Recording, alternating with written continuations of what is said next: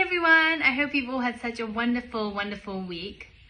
I wanted to share a little bit today about Pride Month. It is Pride Month this month, and I really think that it gives us an opportunity to, one, raise awareness of the inequalities and the injustice that's being done to this community, and two, to really educate ourselves and also share with people that we are close to that maybe are the people who are discriminating against this community.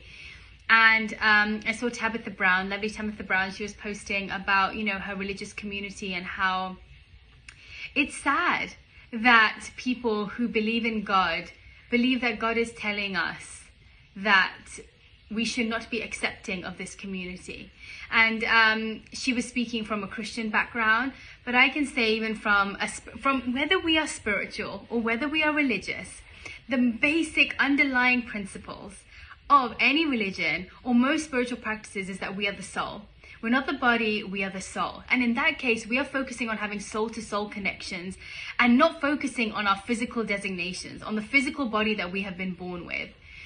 And the problem is that a lot of the rules that have come into play, a lot of the rules and a lot of the cultural norms, it's from culture. It's not from scripture. It's not from a spiritual background. It's not from a specific religion. It is people's own beliefs and people's own values and their own rules that has somehow spread through society.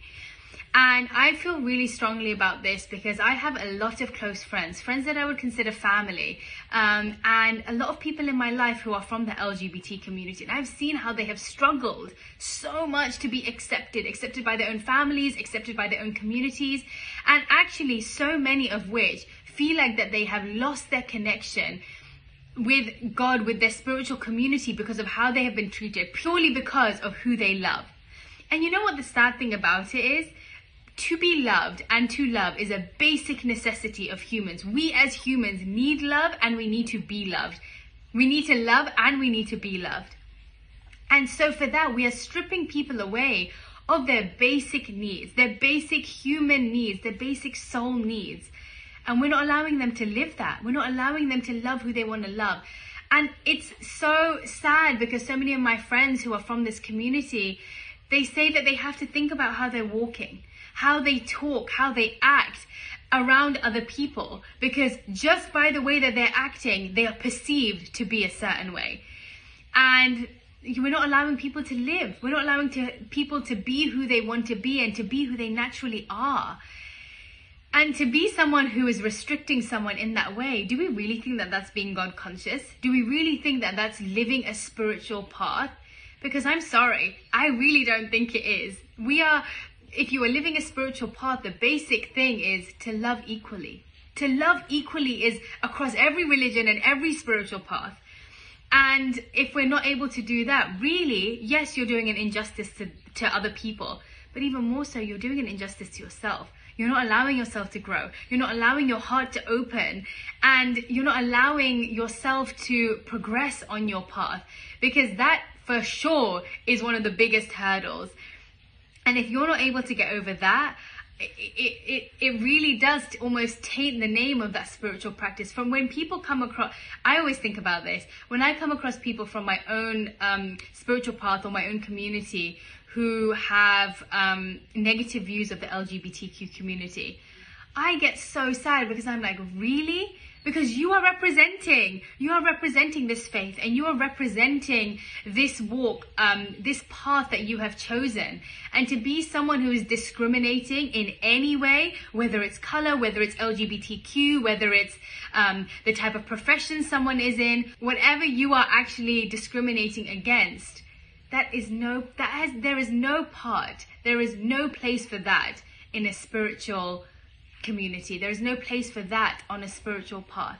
And yes, everybody has conditioning and things that they've been through in life and things that they've been told, but hey, we are all adults and we can make our own decisions, and there is never a time too late to realize, to educate, and to change our mind, and to realize we have been very, very wrong in life, and to start a new frame of mind. And once we do that, we can also help share that with other people. And so I really encourage you, if you are in a position where you know people, and I'm sure you do, you know people who discriminate against the LGBTQ community, I would use this month to educate, to share information, to really drill into those people that they are doing a serious injustice to themselves, to human society, and not allowing people to live their life freely. And would you like to live your life with rules and regulations if I told you you couldn't love who you wanted to love?